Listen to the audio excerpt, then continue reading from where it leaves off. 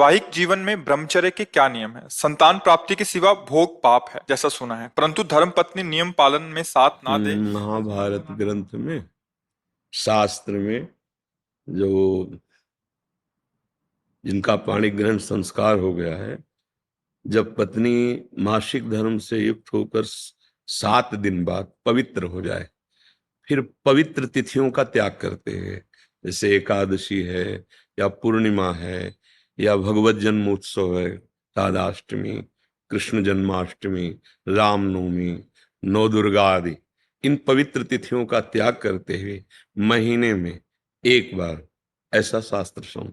पर उसे हम इसलिए व्यक्त नहीं करते कि जितना अधिक दोनों मिलकर संयम कर सको अच्छा है, पर यदि नहीं संयम तो एक बार का लिखा है कि जब तक मासिक धर्म से युक्त माताएं बहनें रहती तब तक स्पर्श भी न करे, मतलब उस भावना से, और जब पवित्र हो जाए तो एक बार के लिए, ऐसा शास्त्र में वर्णन है, तो वो पवित्र रहेंगे और उस शरीर स्वास्थ्य भी ठीक रहेगा और संतान उत्पत्ति के लिए भी मंगल में माना गया। अब जैसे संतान हो गई है और हमारी वासना अभी शांत नहीं हुई है, तो ऐसा अन्य की तरफ न देखे, धर्म से चले, तो इसमें कुछ सुख है नहीं, ऐसा अनुभव हो जाएगा।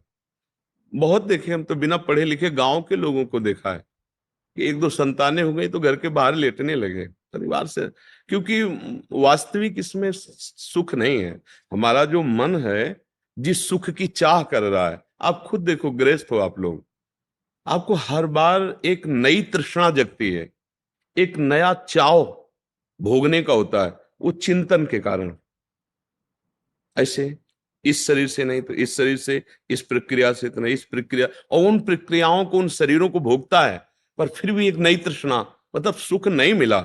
नहीं तो ऐसा ना जैसे हम प्यासे, पानी मिल जाए तो हाँ भाई तृप्ति हो गई, जैसे केवट जी कह रहे हैं, अब कछुनाथ न चाहिए मोरे। तो हमारा जो मन सुख मांग रहा है, वास्तविक वो सुख निरंतर वाला मांग रहा है, जिसमें दुख का लेश न हो और आनंद ही आनंद हो। अब हमारा ज्ञान के कारण चिंतन बदल गया, हम देहाभिमान भाव से हो गए कि मैं पुरुष हूं। अब हमारी मांग 5 ज्ञानेंद्रियों और मन के सहित, मना खष्टान इंद्रियाणी प्रकृति स्थान कर सती, अब वो प्रकृति से सुख चाहने लगा। हर इंद्रिय हमारी प्रकृति भोग में, और इसका नाम भगवान ने गीता में रखा है दुखालयम अशाश्वतम। तो हर भोग का अंतिम परिणाम खाली हाथ, अशांति और भारी भोग तृष्णा। जो जितना भोगता है उतना ही कामी होता जाता है। जैसे आग में घी डालते रहो तो बढ़ेगी ना, ऐसे भोग तृष्णा है। तो अपनी भोग तृष्णा हम पूरी त्याग नहीं सकते, इसलिए हमारे को प्रवृत्ति मार्ग मिला है, गृहस्थ धर्म, पाणिग्रहण संस्कार, धर्म पूर्वक पत्नी को स्वीकार करके दोनों एक दूसरे की मनोवृत्तियों को मिलान करें, धर्मयुक्त, अर्थात एक दूसरे से प्रेम बनाए हुए आजीवन, अन्य दूसरे का कैसी भाव से। तो जितना अधर्माचरण होगा उतनी वासना बढ़ती चली जाएगी, और जितना धर्माचरण होगा तो धर्म के प्रभाव से वासना शांत होती चली जाएगी। तो इसीलिए व्रत नियम लगा दिया गया कि आपने जो पाणी ग्रहण किया है बस उसमें, और उसमें भी 1 महीने में एक बार, जो हमने शास्त्रों में पढ़ा कि मासिक धर्म के 7 दिन, 7-8 दिन तक बिल्कुल नहीं, और जब वो पवित्र हो जाए तब फिर ऐसा करें। ऐसा अभी परसों ही वो चीजें हम सुनाते इसलिए नहीं है कि भ्रष्टाचार बढ़ा हुआ, कौन धर्म की बात मानेगा। गर्लफ्रेंड बॉयफ्रेंड, आज ब्रेकअप दूसरे के साथ, फिर कल उससे, ये क्या है, ये क्या है? ये संस्कार है हमारी नई पीढ़ी के। इस पर इसलिए हमारा बिल्कुल, हमारा हृदय जल जाता है।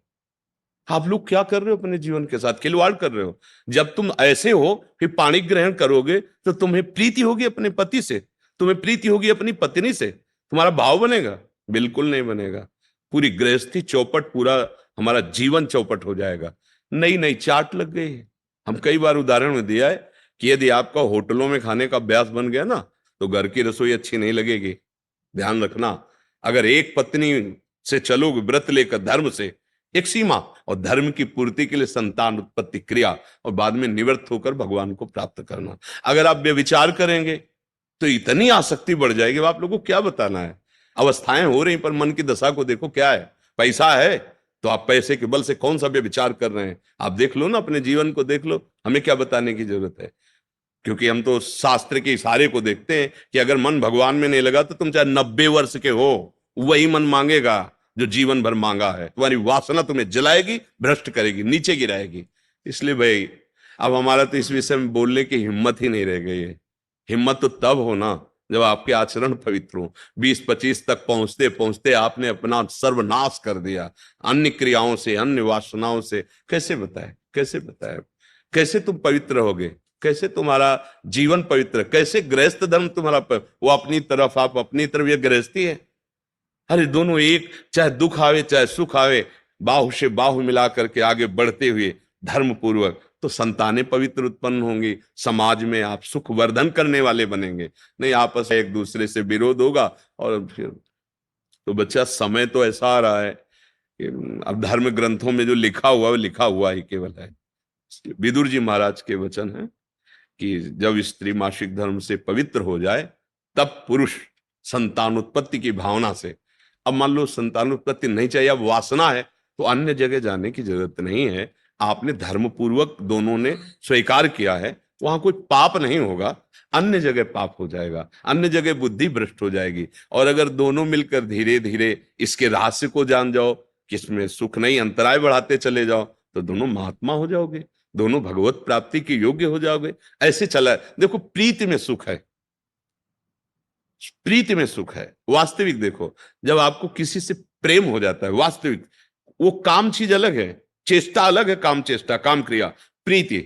तो प्रीति में उसके दर्शन से, संभाषण से, उसको खिलाने से, पिलाने से, उसको सुख देने से एक हृदय में विशेष आनंद आता है। अपने प्यारे को सुखी देख करके एक सुख आता। अब यहां क्या है, अपने प्यारे से प्यार नहीं है, स्वार्थ खेल रहा है, वासना खेल रही है। आप देखो ना, नहीं ऐसा नहीं हुआ है। अगर ऐसा भी हुआ है कि पाणी ग्रहण संस्कार हो गया, फिर पति के पैर टूट गए या किसी तरह, तो पूरे जीवन तन मन से वो उसको सहयोग किया है और लोकों पर विजय प्राप्त की, पुण्य लोकों पर विजय प्राप्त। अब क्या, आप स्वस्थ हो, आपके पास अगर उनकी मनोकामना पूर्ण करने लायक अर्थ नहीं तो वो आपकी नहीं, वो आपकी मनोकामना के विपरीत हो तो वो आपकी नहीं। ये कोई प्रेम है, ये कोई धर्म है, ये कोई बाजार की वस्तु है। आज का समाज, भगवान बचावे, हमारी मति गति के तो परे है, पर आप सब हमारे घर के हैं, आप हमारी आत्मा हैं, इसलिए हम सलाह देते हैं, जो हुआ सो हुआ, अब सुधार लो। ऐसे आचरणों से किसी को ना यहाँ शांति मिलेगी ना परलोक में शांति मिलेगी, बिल्कुल नहीं। ये सब अधर्माचरण है। धर्म पूर्वक चलोगे तो निश्चित जो एक योगी को परमात्मा मिलता वही आपको मिल जाएगा, क्योंकि आपका मार्ग प्रवृत्ति मार्ग है। धर्म पूर्वक पाणी ग्रहण संस्कार करो, अतिथि सेवा, साधु सेवा, परिवार सेवा, समाज सेवा, देश सेवा करते हुए भगवत प्राप्त हो। दोनों की बात है, लक्ष्य दोनों का भगवत प्राप्ति, मंगल है, धर्म है। तो अपने अपने धर्म से चला जाए तो आज भी शांति है, विश्राम है। देखो, आपको केवल अपनी पत्नी से प्यार हो और उसको केवल आपसे प्यार हो, आप पूरा काम करके आए 10-12 घंटा बाहर से, जब घर आएंगे ना तो देखने मात्र से थकान मिट जाएगी। प्यार का एक व्यवहार, प्यार का एक वातावरण, और संबंध नहीं, केवल आप देखने को पति पत्नी हो। तो जब थकित आएंगे तो आग तुम्हारे हृदय जल जाएगा। उसका अलग व्यवहार, उसका अलग व्यवहार, क्या जीवन। अब सोचो, प्रवृत्ति स्वीकार किया तो क्या जीवन। अब वो कैसे स्वीकार करे आपको, या आप उसे कैसे स्वीकार करे। आपके पास पैसा है, दसियों लोगों से आपका व्यवहार है, अब मानसिकताएं बदल रही हैं बहुत बहुत। इसलिए अगर मंगल चाहते हो यहां और वहां तो होश में हो जाओ, नहीं हर कर्म का फल आपको मिलेगा। तो देखते हो ना, जेल में आ जाकर जानकारी करो तो आधे से ज्यादा लोग इसी में बंद हैं। तो जब यहाँ की जेल कानून, तो आपको परमार्थ का जो अध्यात्म का है जो निर्णय है वो तो दंड मिलेगा ही। ऐसा नहीं है कि जो मनावे सो कर लो। इसलिए धर्म से चलो, नाम जप करो, पवित्र भोजन पाओ। और ये जरूर ध्यान रखो, अगर आप अपने माता पिता की सेवा नहीं की, जो घर में वयोवृद्ध जन है, जो अब वास्तविक उनको आपकी जरूरत है, तो आप कितना भी धन कमा लो कभी शांति प्राप्त नहीं कर सकते। जिसने अपने माता पिता को वृद्धावस्था में दुत्कार दिया, उनकी सेवा नहीं की, कोई भी हो, कहीं भी हो, उनकी जो पोषण वृत्ति तुम्हारे प्रति वो तो कभी साथ देगी नहीं। चाहे जितना वो कष्ट में, वो यही चाहेंगे मेरे बच्चा और बहू सुखी रहें। लेकिन सिस्टम, जो विधान है, वो आपको चैन नहीं लेने देगा। आपके बच्चों के ऐसे आचरण आगे होंगे कि आप जिंदा जलोगे हृदय में देख देख कर और अशांत रहोगे। बहुत धर्म से चलो, माता पिता साक्षात भगवान है।